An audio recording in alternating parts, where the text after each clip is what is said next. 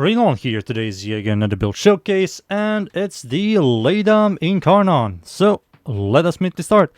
Let's start with the mods first. So the mods I'm using on my Laetum Incarnon, I'm using Gillen's Diffusion for multi-shot, Lethal Torrent for fire to multi-shot, and Dynamic Agility for a lot of fire. It reduces your damage, but it's not that big of a deal. Prime Target Cracker for critical damage, Magnetic Might for magnetic damage and critical damage, Pistol Elementalist for 90% status damage, this is a multiplicative damage increase, and reload speed. Frostbite for cold and status chance, and Prime Heat Charge for heat. Heat and cold gives you blast. These are the mods. For the Exos Weapon Adaptive Slot mods, Prime Steady Hands is the best one. It gives you a lot of weapon recoil reduction, which is a must-have in my opinion. This weapon does have a ridiculous recoil on both forms.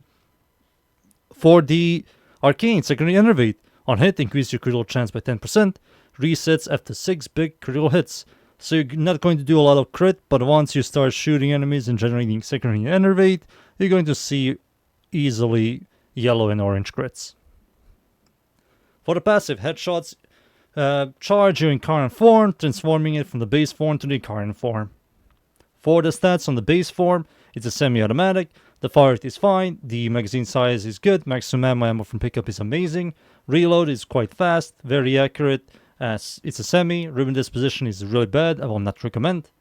Critical chance is bad, but that's a good thing, because Innervate loves bad critical chance. Crit multi is good, status chance is solid, and total damage is very, very good.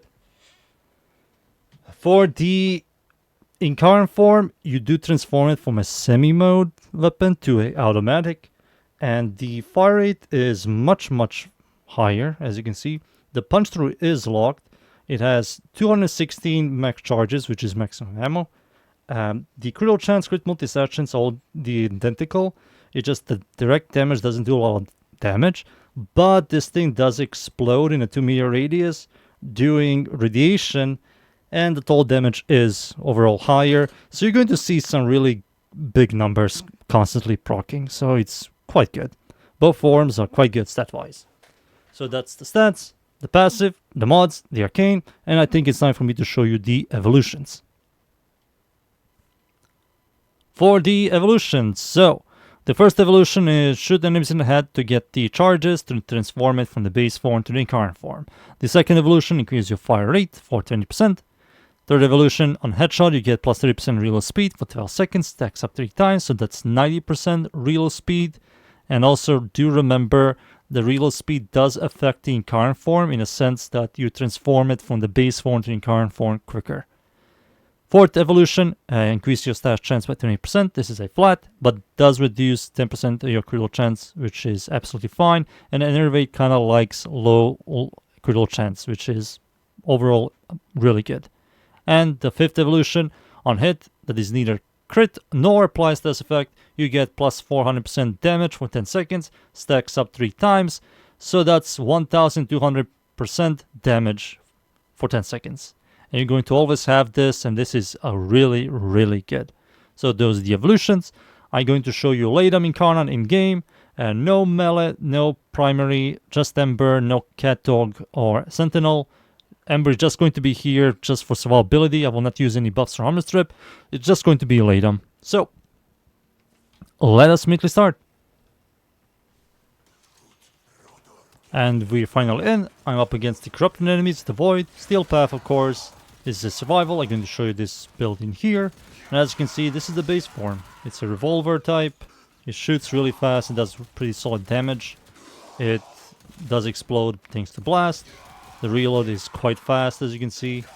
But once you shoot enemies in the head, you get the charges. You can see under the crosshair, you press the alternative fire mode button, which is the middle mouse, to transform it from the semi-automatic pistol to a automatic cannon that explodes. And this thing is like one of the strongest secondaries in the entire game. It's still good, it's still phenomenal, it still like eats really fast. The clear is amazing, you don't even need to shoot directly at enemies. You can just shoot the floor and enemies just die really fast. Again, there it is. You can see the orange and red crits thanks to Innervate. This weapon is also one of the best single target DPS pistols. And I am showing you this weapon without any armor strip or buffs. This is just the weapon annihilating these guys really, really fast. Boom, look at this. Alright, now you lost it. Shoot an enemy in the head to get the charges back. Why are they turning around? Face me. There you go. Swarm it, shoot, and repeat. It's so good it finished the challenge. That's how good a weapon is.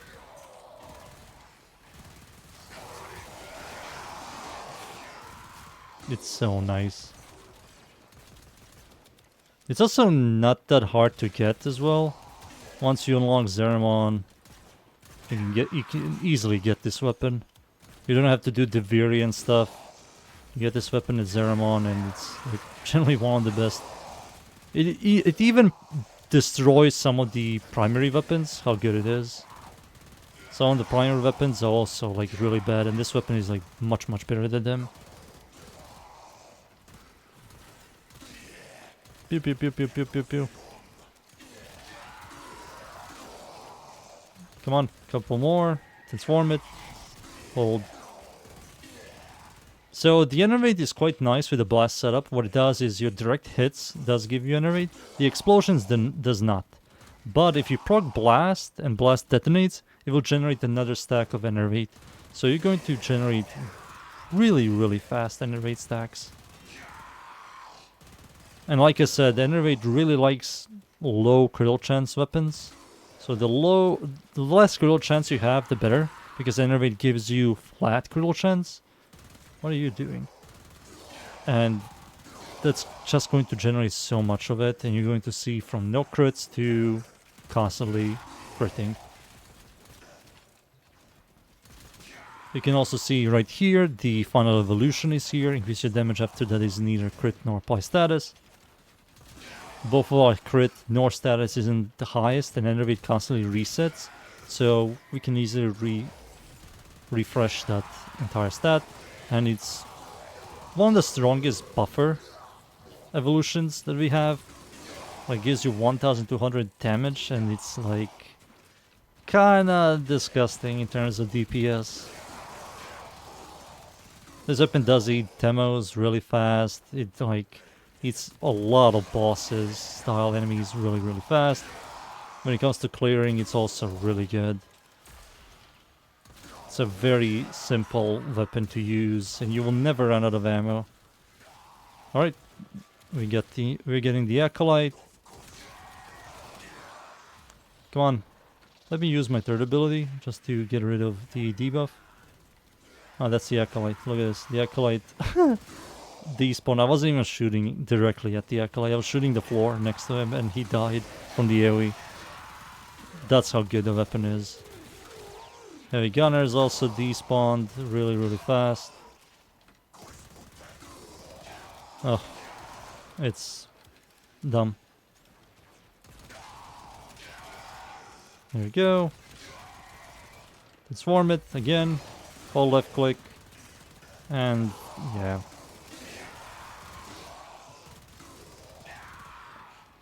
Come on. There we go.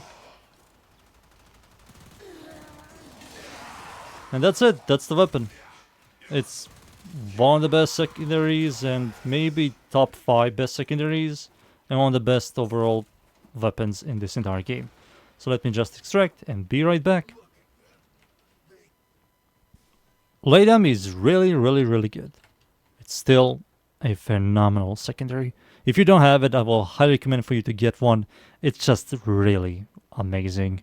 If you have problems with single target DPSing, just get the weapon, get this build, and you're going to have a very simple and easy time. That's the build. I hope you enjoy the weapon and the build. Thank you yet again everybody for watching. Leave a like, sub, and of course, see you all next time. Thank you. Goodbye.